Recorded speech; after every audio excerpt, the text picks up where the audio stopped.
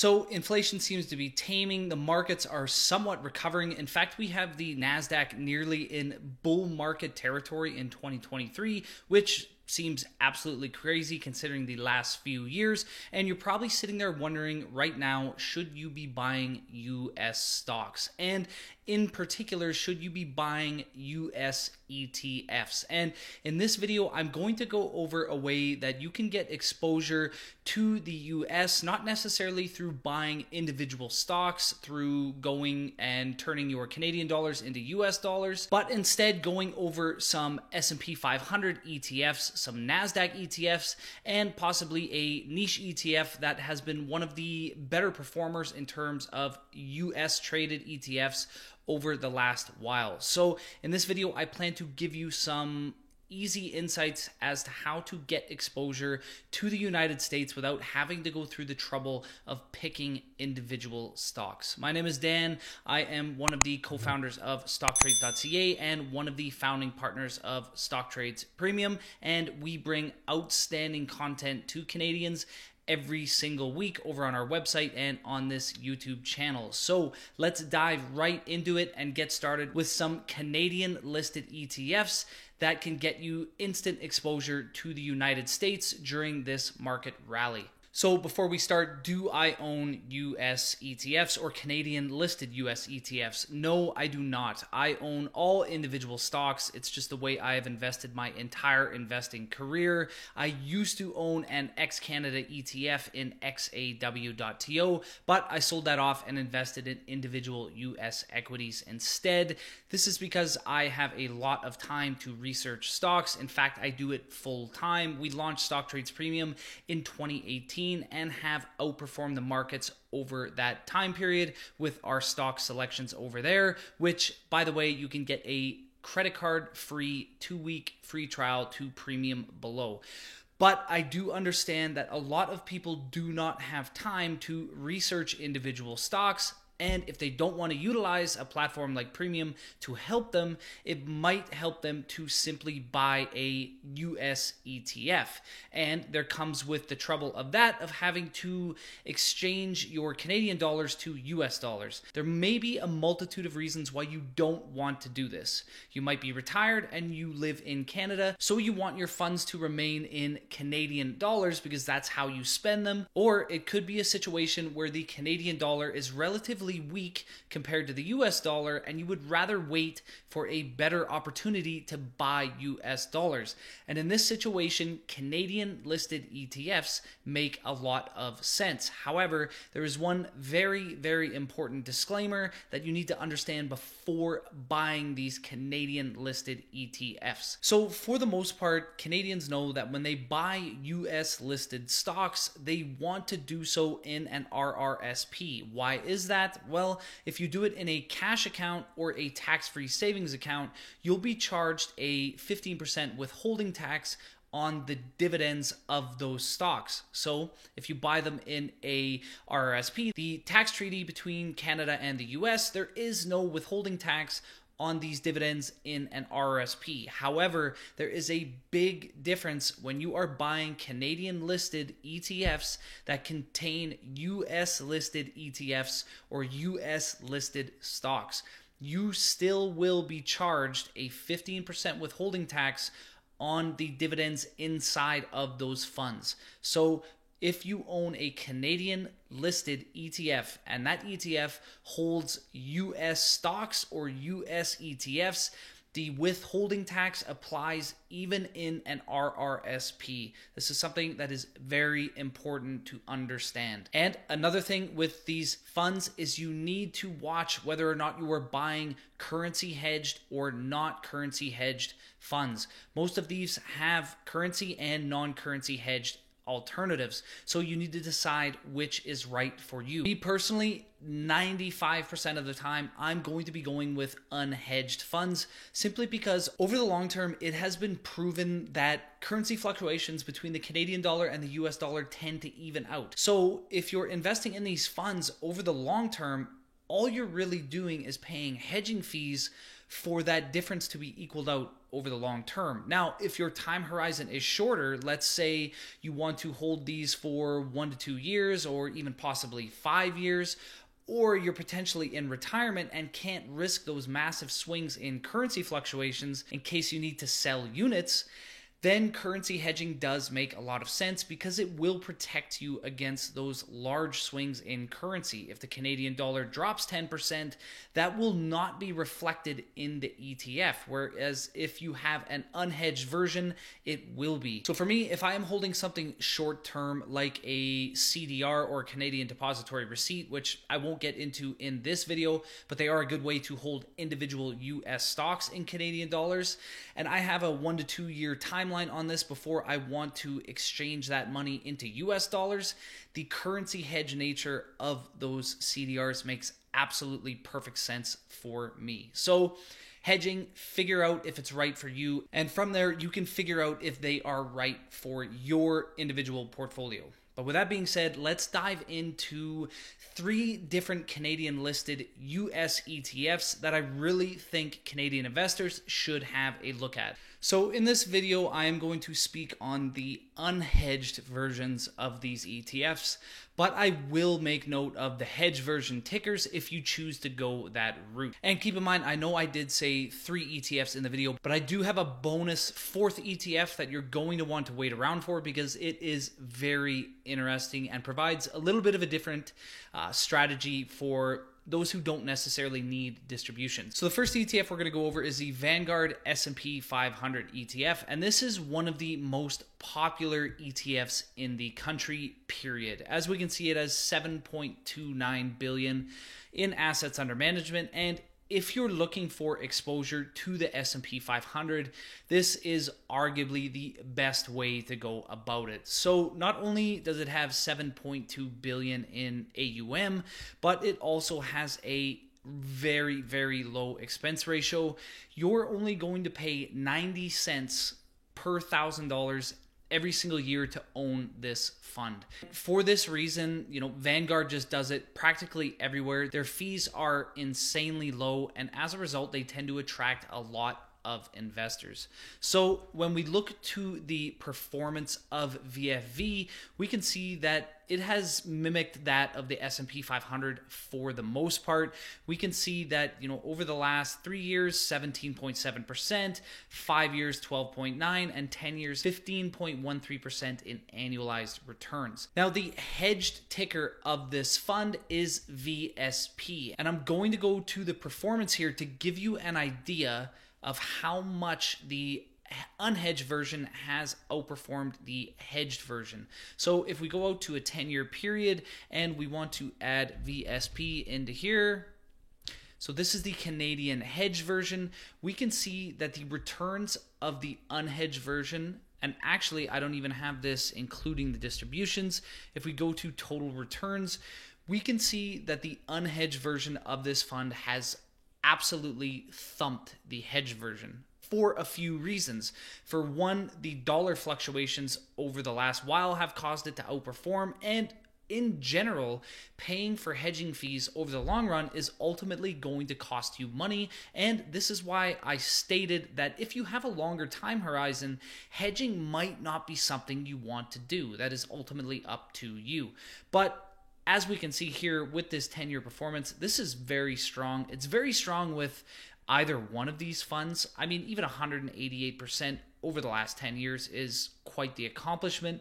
But because this is unhedged and has had exposure to the fluctuating currencies, ultimately benefiting those who hold this in Canadian dollars over the last while, it has ended up outperforming by a long shot. I mean, even if we enter the S&P 500 here, we can see that it has outperformed the S&P 500 by nearly 90%. And that's because of the dollar exposure. Some might wonder how a fund like this can outperform the S&P 500 because it just tracks the S&P 500. Well, this is it. It is that currency fluctuation that is doing this.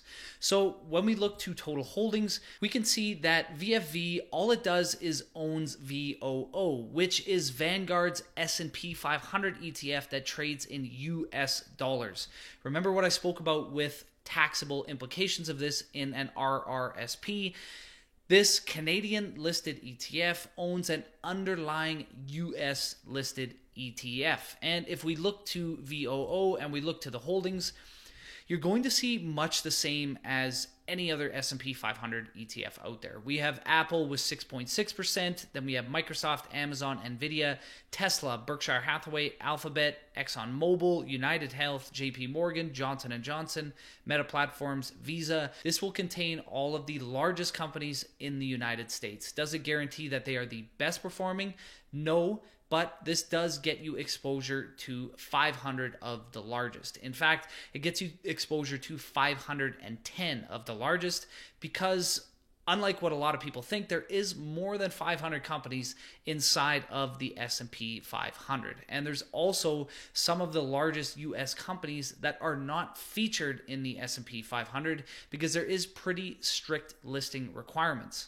Now, if we go back into VFV and we look at the overall dividend, it yields at this moment 1.32%. Now, this is a distribution, not a dividend. There is a difference. For the most part, this distribution will be made up of things like interest income, capital gains, and dividends, along with return of capital. Now, this VFV fund, for the most part, this is going to be dividends and capital gains. But if you'd like to know the overall makeup of the distribution, just head to their investor relations page, their fund page, and they will get that information to you. Overall, if you're looking to invest in an S&P 500 ETF in Canada, I don't think there's a better choice than VFV, but if you do know of a better one, drop it in the comments below. And let's move on to our next fund, which is a NASDAQ 100 fund from the Bank of Montreal. So ZNQ is the smallest ETF on this list by a long shot. It has assets under management of over 466 million, so it's still relatively large. It's definitely not going anywhere, and this one is unknown relative to its hedged counterpart, which would be ZQQ. And if we pop ZQQ up here right now, you're going to notice that the fund is a lot larger. ZQQ has 1.424 billion in assets under management. Now, why do I prefer ZNQ? Again, it's because it is the unhedged version. Now, there's an interesting thing with ZNQ, and we'll go to the performance to figure this out. If we go to a fundamental chart of ZQQ, we're going to enter total return. We're going to add ZQQ, and we're going to add the NASDAQ 100.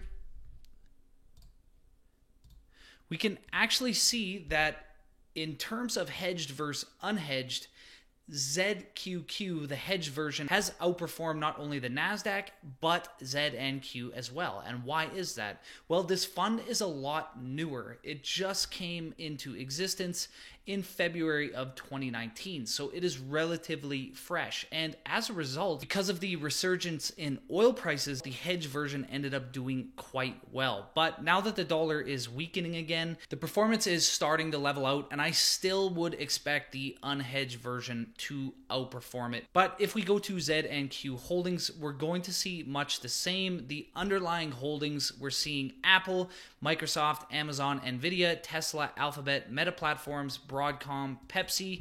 You're going to see some, a little bit strange companies you wouldn't typically think would list on the NASDAQ in this ETF, like a company like Costco, Pepsi, Texas Instruments, even T-Mobile, Starbucks.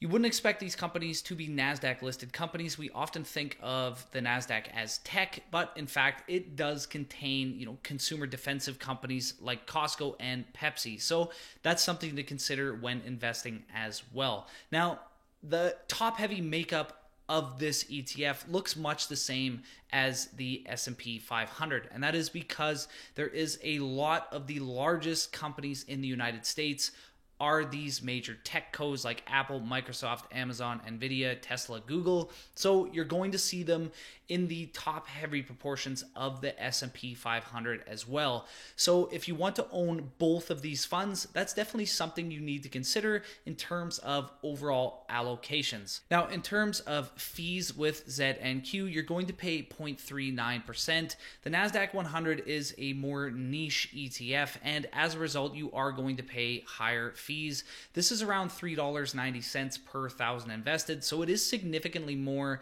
than the Vanguard fund, but overall, this is still a very, very cheap price to pay for one-click exposure to the top 100 companies on the NASDAQ. So the next fund I want to go over is an iShares fund, and it's actually a very unique way to get exposure to the United States, and that is XUU.TO. This is the iShares Core S&P and US Total Market ETF. So this is a index fund that not only aims to track the S&P 500 and the NASDAQ 100, but it just aims to track the broad US market, whether it be mega cap tech stocks, whether it be the Dow Jones, whether it be US small caps. So for the most part, this is a fund you're going to want to consider if you want exposure to the entire United States. So this is an ultra low fund. It's got the lowest fees on this list at 0.08%, and it currently has a distribution of around 1.37%.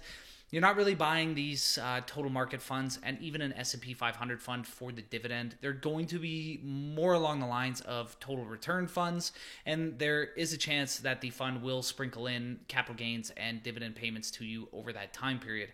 Now, this is a relatively big fund as well, $2.29 billion in assets under management. And when we look to the performance of this fund, it has 5-year annualized returns of around 11.46%. This is not as good as buying a straight up S&P 500 ETF, but I think a large portion of this underperformance as of late and performance that could quickly be erased is the exposure to small caps. If we go to the overall allocations of this fund, we can see that for the most part, this is a North American pure play. It's got 98.9% to the United States. But as we can see here, it has around 24% exposure to small and mid cap stocks, which over the last few years have gotten absolutely obliterated in the market drawdown. So they're often the first to bottom, but they're also often the first to lead a rally. And we are starting to see a little bit of money, risk on money return to small caps. So in the situation where you want small to mid cap exposure, this could be a good option. And when we look to the holdings, we can see that for the most part, this will contain ETFs, underlying ETFs. We can see that, 92%, 93% of this fund is IVV and ITOT. So ITOT is a total US market ETF. If we look to its underlying holdings, you're going to see over 3,338 holdings, and for the most part, it contains a lot of the same companies we've talked about before. This total market fund is not going to be that out of the ordinary. And along with this IVV, this is just the iShares US S&P 500 ETF. It's absolutely massive. I think over 300 billion in AUM.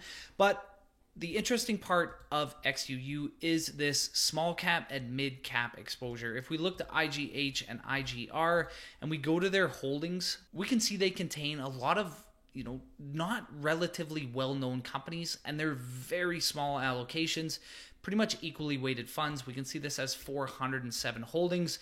We're looking at Hubble, Builders First, Lattice Semiconductor, Axon Enterprise, AECOM, Graco, the Toro. I would bet you've barely heard of any of these companies. It's much the same with IJR. We're looking BlackRock Cash Funds, S&P Commerce, Applied Industrial Technologies, Ensign Group, ATI, Rambus. So this is where that small cap exposure comes into play. And if you do want it, XUU is certainly a solid option. Just want to take a quick break from the video. Remember, smash that like button, head down below, subscribe to the channel if this video helped you out. And if you want to drop on and ask us some questions about any stocks, any ETFs, any investment strategy you have. Remember, 2-week, no credit card required trial to Stock Trades Premium in the description below. So let's get back to the video. Now, the final fund I want to talk about, and the one that is quite possibly the most unique on this list, is HXS. So this is a fund from Horizons. It's an S&P 500 fund, but what it aims to do is provide a taxable benefit to somebody who is holding this in a taxable account. And how does it do that? Well, you'll see right here that it has a 0% dividend yield. This is a fund that does not pay a distribution, and it intentionally does not pay a distribution. Instead, it reinvests the dividends received, the capital received, and as a result, there is less taxable events to the owner of the fund. So if you want to sell off units for your own income stream, you would simply sell units of HXS, and as a result, you would get a capital gain taxable event rather than a paid out dividend or a paid out distribution, whether it be interest income, return of capital, dividends, capital gains, all that kind of stuff. So a lot of people might wonder on the total performance of this strategy. When we look to this fund in terms of VFV, if we span this out over a 10-year period, we can see that Horizons has outperformed VFV by quite a wide margin. But the important thing to understand here is we have not considered the distributions of VFV. Of course, HXS is going to outperform by a wide margin because it is taking those distributions and reinvesting them. And as such, the net asset value of the fund is going to grow, and we can expect it to grow faster in terms of net asset value than something that pays out a distribution. When we go to total return here, we're going to see that these funds, for the most part, are absolutely the same in terms of total returns. We're talking over a 10-year period. It looks to be 1% over a decade. So if you have this in a taxable account, this might be an option for you to consider. Now, it depends on your overall tax situation, if you'd rather have that 1.3% distribution or not. If not, this is definitely a fund you will want to consider. So that's it, everybody. I really hope you liked this video. We got 4 solid ETFs here. They all provide a little bit different exposure and a little bit different strategy for those who do not want to pick US stocks and those who want to invest in US ETFs. Am I an indexer? No, but that doesn't necessarily mean that I don't see the value in these index funds for somebody who does not have a lot of time to investigate individual equities. And again, that is where a platform like Stock Trades Premium can help you. We save investors a ton of time by not only answering their most burning questions, but we provide a ton of research. We're updating reports on companies 4+ times a year, and we're generally keeping our 2,000 plus members in the loop when it comes to stocks. Again, there's a 2-week trial in the description. You don't even need to give us our credit card. That is how confident we are that you're going to love the platform.